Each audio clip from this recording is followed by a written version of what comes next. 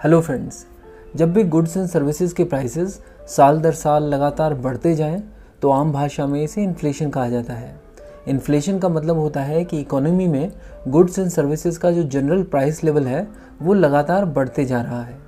गौर कीजिए कि हम यहाँ पर इकोनॉमी में जनरल प्राइस लेवल की बात कर रहे हैं, यानी अगर किसी एक या दो चीज़ों का प्राइस बढ़ रहा है तो इसे इन्फ्लेशन नहीं कहा जा सकता। चलिए देखते हैं कि रेट ऑफ इन्फ्लेशन किस तरह से कैलकुलेट किया जाता है। मान लीजिए कि इस साल जिन गुड्स एंड सर्विसेज का प्राइस 5,000 रुपये है, अगले साल ये प्राइस बढ़कर 5,500 रुपीज़ हो जाए तो रेट ऑफ इन्फ्लेशन कैलकुलेट करने के लिए हम लोग 2022 के प्राइस लेवल से 2021 के प्राइस लेवल को सब्ट्रैक्ट करेंगे और जो भी वैल्यू निकल कर आएगी उसे 2021 के प्राइस लेवल से डिवाइड करेंगे और उस वैल्यू को 100 से मल्टीप्लाई कर देंगे। इस फॉर्मूले की हेल्प से जो वैल्यू निकल कर आ रही है वो है 10%। 10% इन्फ्लेशन का मतलब क्या होता है ये आप इस चार्ट की मदद से समझ सकते हैं।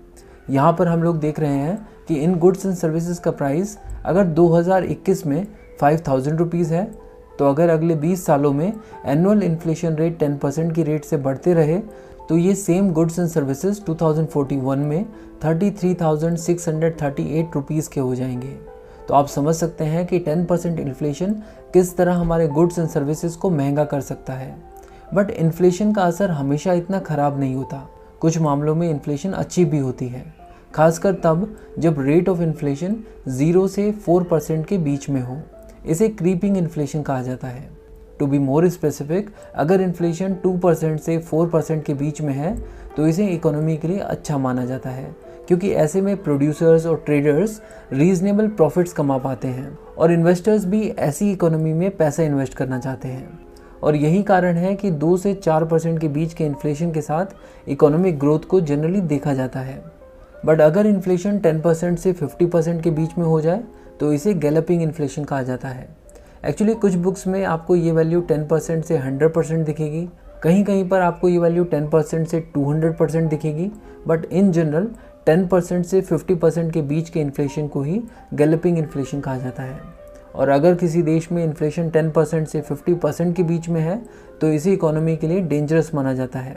याद कीजिए वो ग्राफ जो अभी थोड़ी देर पहले हमने देखा था, वहाँ पर हमने देखा था कि 10% inflation he goods and services के प्राइसेस को इतनी तेज़ी से बढ़ा रहा था। तो अगर इन्फ्लेशन 50% तक पहुँच जाए तो इसे इकोनॉमी के लिए काफ़ी ज़्यादा डेंजरस माना जाएगा।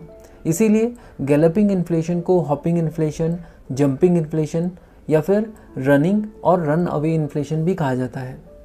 अब बात करते हैं क्रीपिंग इन्फ्लेशन और गैलपिंग इन्फ्लेशन के बीच की परसेंटेज के बारे में, यानी 4% टू 10% के इन्फ्लेशन के बारे में। बेसिकली अगर इन्फ्लेशन 4% से 10% के बीच में है तो इसे वॉकिंग इन्फ्लेशन कहा जाता है। वॉकिंग इन्फ्लेशन बेसिकली गवर्नमेंट और सेंट्रल बैंक्स के लिए एक अलर्ट मैकेनिज्म की तरह काम करता है।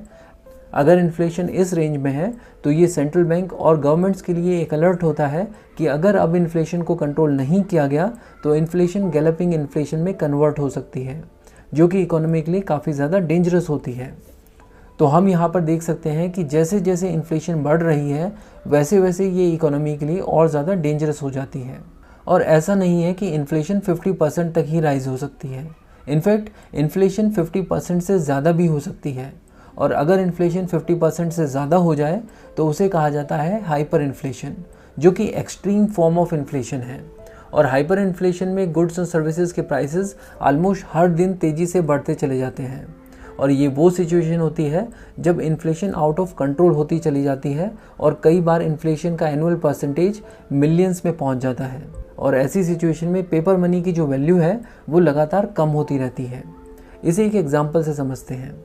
सोच के देखिए कि अगर इन्फ्लेशन 1 मिलियन% हो तो जो ब्रेड का पैकेट हमारे देश में 50 रुपये का मिलता है, कल सुबह जब आप उठेंगे तो उसकी कीमत बढ़कर 1419 रुपीज़ हो चुकी होगी। इसको आप इस नज़रिए से भी देख सकते हैं कि आज की डेट में 50 रुपये में आप पूरे के पूरा ब्रेड का पैकेट खरीद पा रहे हैं, लेकिन कल सुबह इसी 50 रुपये के नोट में आपको सिर्फ ब्रेड का एक टुकड़ा ही मिलेगा।